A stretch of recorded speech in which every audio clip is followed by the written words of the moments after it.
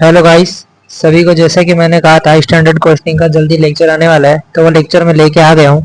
तो आप लोगों को मैं केवल एक ही वन शॉट में पूरा स्टैंडर्ड कॉस्टिंग सिखा दूंगा, तो आप जल्दी इस पे फोकस करना। स्टैंडर्ड कॉस्ट मेनली एक कॉस्टिंग का चैप्टर है, ठीक है। जो मैं जिसमें पढ़ाने वाला हूँ बीकॉम के लेवल के सारे खत्म हो जाएंगे, और जिसमें सीएमए और सीएमए और सीए के लेवल पे जो आते हैं वो भी मैं करवा दूंगा। कॉन्सेप्ट ऑलमोस्ट सिमिलर है, तो इसको कोई भी देख सकता है। स्टैंडर्ड कॉस्टिंग को सीखने के लिए आप एक नोट्स बुक अपनी एक नोट्स बुक लेके साथ में चले,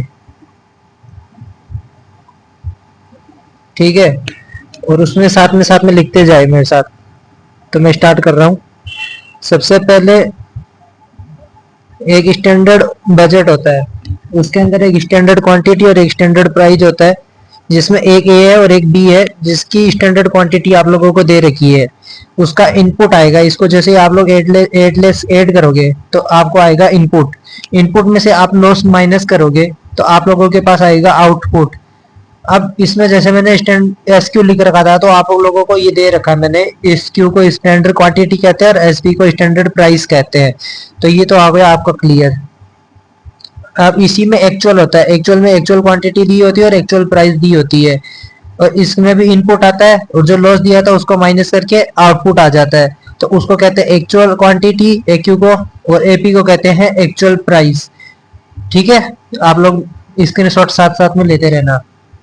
इसमें पहला फॉर्मूला होता है, जैसे फॉर्मूला बनाने की ट्रिक है, तो मैंने फॉर्मूला बना रखे है M1 M2 M3 M4, तो ऐसे करके फॉर्मूले है। तो M1 में क्या करना है, M1 में होता है एक्चुअल क्वांटिटी और एक्चुअल प्राइस, इसको मल्टीप्लाई कर लेंगे। ये जो एक्चुअल क्वांटिटी और एक्चुअल प्राइस है, इनको आप मल्टीप्लाई कर लोगे आपस में, तो आप लोगों का पहला बन के तैयार हो जाएगा, वो होता है M1। उसके बाद आता है M2 होता है actual quantity into actual price. जो आप लोगों को सेकंड यूनिट दी थी उसमें है एक्चुअल क्वांटिटी और फर्स्ट में है स्टैंडर्ड प्राइस, इनको करेंगे मल्टीप्लाई। अब आ जाते हैं थर्ड पे। थर्ड में क्या करना है, M3 है। M3 के अंदर standard quantity into standard price करना है, जो पहले आपको दे रखा है मैंने। और फिर M4 है, M4 में री स्टैंडर्ड क्वांटिटी और स्टैंडर्ड प्राइस है। अभी मैं आप दोनों को स्टैंडर्ड क्वांटिटी और जो अपना स्टैंडर्ड प्राइस है उसको मैं निकालना सिखाऊंगा। ये अपना फॉर्मूला है, इसको आप इसको ही लेके चलेंगे, और टीचर आपको कुछ भी सिखाए उसको भूल जाना।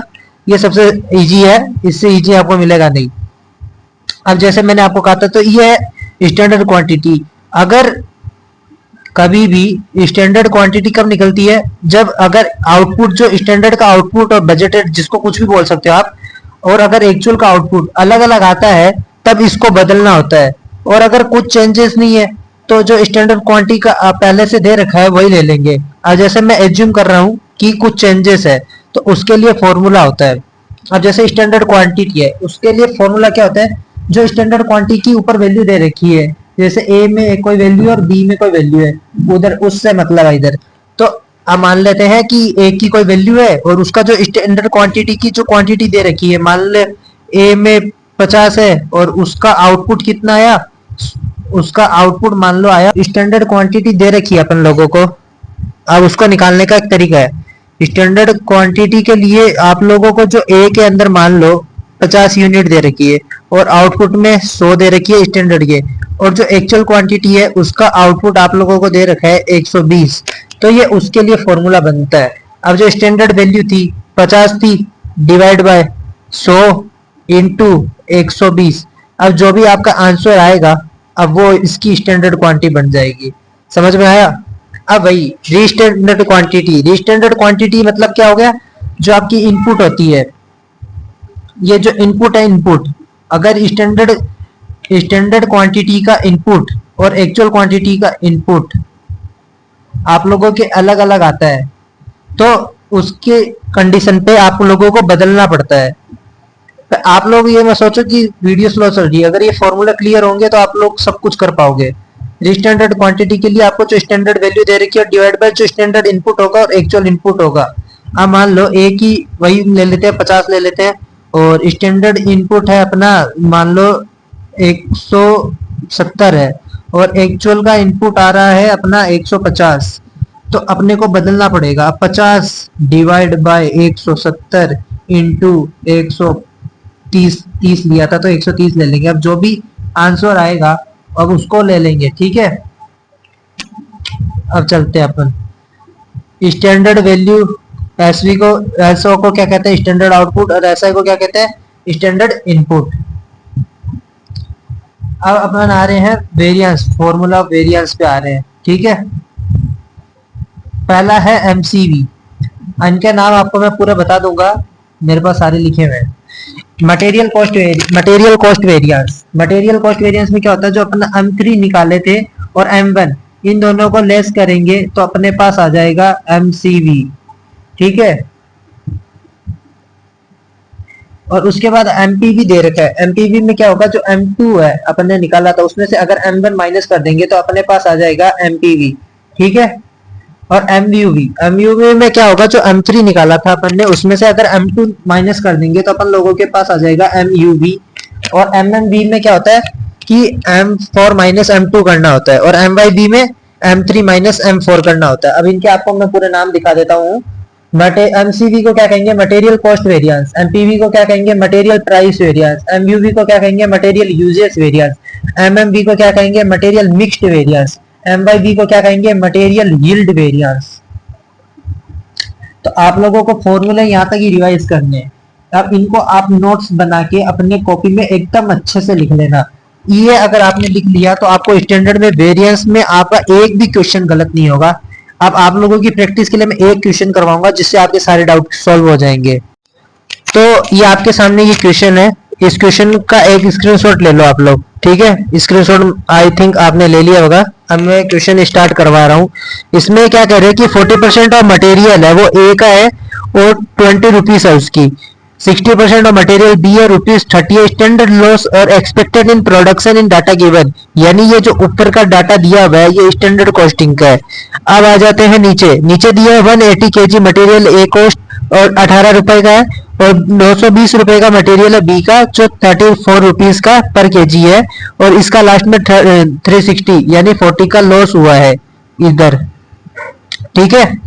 तो आपको समझ में आ गई होगा कि ये ऊपर वाला तो स्टैंडर्ड का फिगर है और नीचे वाला एक्चुअल का फिगर है। तो अब आ जाते हैं, ये देखो मैंने स्टैंडर्ड की पूरी टेबल बना दी है। ए की 40-20 और बी की 60-30, इनपुट टोटल 100 होता है।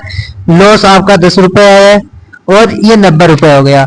180 ए की, 220 बी की, इनपुट इसका 400 आएगा, लॉस इसका 40 हो गया क्योंकि 360 अपने को सीधा आउटपुट दिया है। अब अपने को आउटपुट भी चेंज हो रहा है, अपना इनपुट भी चेंज हो रहा है, यानी अपने को स्टैंडर्ड क्वांटिटी को रिवाइज करना पड़ेगा और री स्टैंडर्ड क्वांटिटी यानी अपने को इनपुट भी चेंज करना पड़ेगा। अब आ जाते हैं स्टैंडर्ड क्वांटिटी। स्टैंडर्ड क्वांटिटी के केस में ए का अपने को 40 वैल्यू दे रखी थी, 90 उसका आउटपुट था और 360 से मल्टीप्लाई करेंगे तो 160 उसकी वैल्यू आएगी। बी के केस में 60 डिवाइड बाय 90 इंटू 360 करेंगे तो 240 हो जाएगा। और आरएसक्यू में क्या था कि उसकी वैल्यू तो 40 थी और उसकी इनपुट की वैल्यू कितनी थी, 100 थी, और उसके एक्चुअल इनपुट की वैल्यू कितनी थी, 100 रुपए। अब बी में क्या था, बी में था 60 और उसकी स्टैंडर्ड इनपुट कितना था, 100, और उसका एक्चुअल इनपुट कितना था, 400। तो उत्तर क्या आया अपना, 240। अब अपने फॉर्मूले में आ जाते हैं। अब मैंने अपना फॉर्मूला क्या था, actual quantity into actual price. Actual quantity अपन लोगों को दे रखी थी 180 और उसमें मल्टीप्लाई अपने को करना था 18 रुपीज से, तो अपना आंसर आया 3240। और बी के केस में क्या था, 220 थे, उसको 34 से मल्टीप्लाई करा तो 7480 आया। M2 के केस में actual quantity into standard price होता है। एक्चुअल क्वांटिटी अपनी 180 है ए की और 220 है बी की, और स्टैंडर्ड प्राइस है 20 और 30, तो इसको मल्टीप्लाई करने पे ये आंसर आएगा। अब आ जाते हैं M3 पे। M3 अपना फॉर्मूला होता है standard quantity to standard price. Standard quantity को अपन ने अभी रिवाइज किया था, ठीक है। तो अपना ए के केस में स्टैंडर्ड क्वांटिटी 160 है और बी के केस में 240 है। प्राइस अपन लोगों को दे रखा है, ठीक है। अब आ जाते हैं M4 पे। M4 के केस में री स्टैंडर्ड क्वांटिटी और स्टैंडर्ड प्राइस दे रखा है। तो ए 160 होगा और स्टैंडर्ड प्राइस होगा अपना 20 और 240 दे रखा तो स्टैंडर्ड प्राइस अपना 30। तो ये अपना आंसर आ गया M4 का। अब अपन ने ऊपर फॉर्मूले में सीखा था कि MCV का फर्स्ट फॉर्मूला यानी material cost variance M3 minus M1, अभी M3 अपन ने निकाल लिया था। तो अपना M3 माइनस M1 करेंगे तो M3 अपना आया था 3200 माइनस 7200, ये माइनस में आ रहा है। और कॉस्टिंग में, स्टैंडर्ड कॉस्टिंग में जब माइनस में कोई फिगर आती है तो उसको एडवर्स कहते हैं। क्या कहते हैं? एडवर्स। और जब भी कोई चीज पॉजिटिव आती है तो उसको कहते हैं फेवरेबल।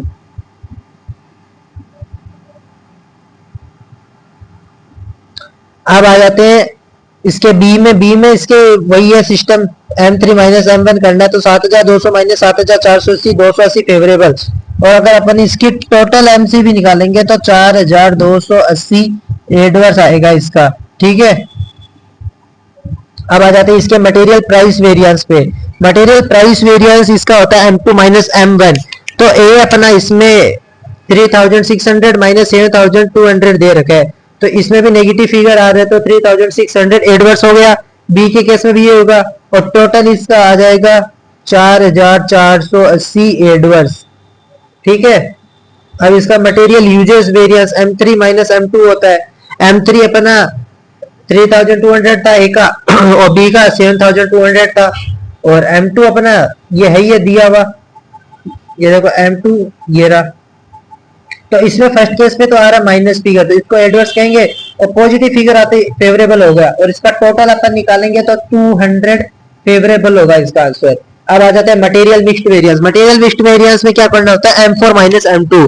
M4 अपना आया था 3200 और 7200। एक बार मैं आपको ऊपर दिखा देता हूँ, ये देखो 3200 और 7200 आया था अपना।